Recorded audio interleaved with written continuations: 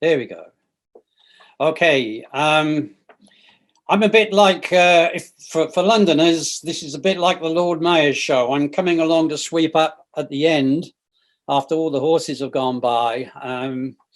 And I'm going to do something a bit different from everybody else. I'm going to try and make some predictions about what's going to happen with online learning after COVID-19. And we know it's difficult to make predictions, especially about the future. At the moment, I'm going to draw very heavily on an annual survey we do in Canada of online enrollments in universities and colleges. And at the moment, we've got about 10% of all post-secondary education teaching today is fully online, that's distance. We're talking about credit courses here, parts of degrees.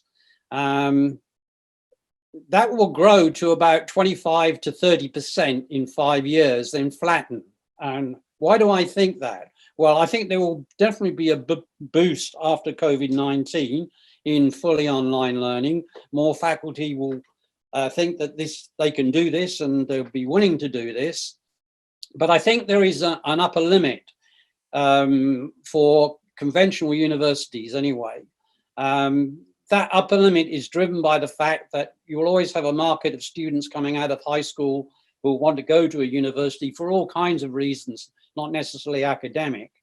However, the online learning will grow pretty steadily even after 5 years, because what's going to happen with demographics in most developed countries, and certainly Canada, is that the number of students coming out of high school will go down, but the number of lifelong learners will go up as the economy forces more and more people to get more qualifications, more skills and so on.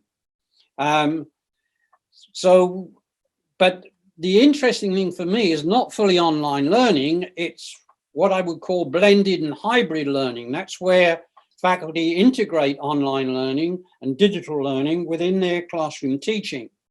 And at the moment, we're around about 20 to 25% of institutions, never mind individual faculty, have what I would call planned hybrid learning, where they deliberately reduce but not eliminated face-to-face teaching and replace that with online learning.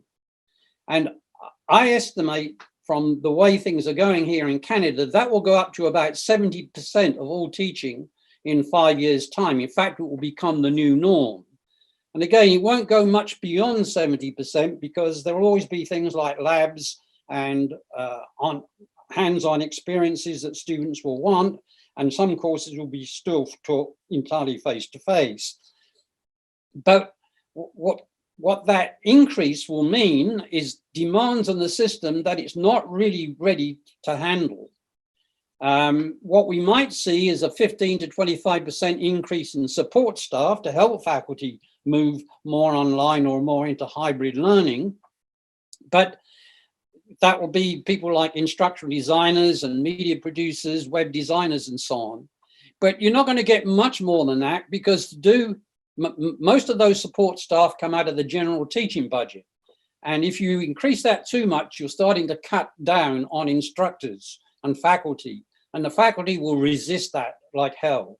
So you have to be careful. If you increase your support staff too much, you're going to get kickback from the rest of the system.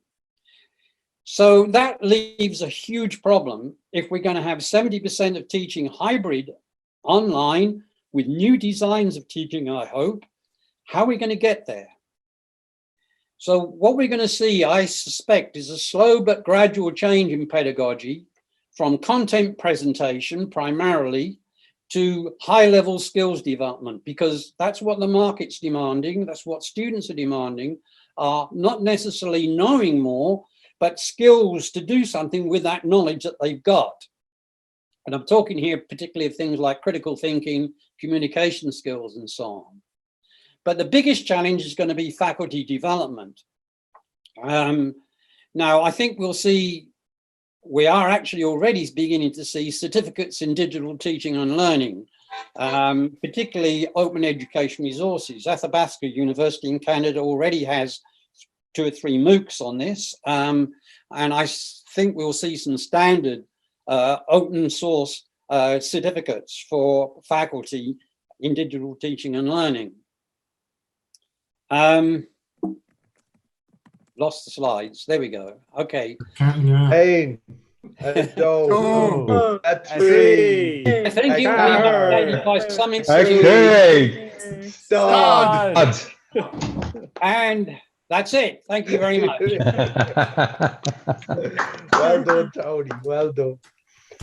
Not easy, not easy. I just say you lost a bit at the. Well done. No, it's just, as I said, I think certainly I'll be saying a lot of people to do masters in instructional design. I think there'll be a lot of jobs going forward.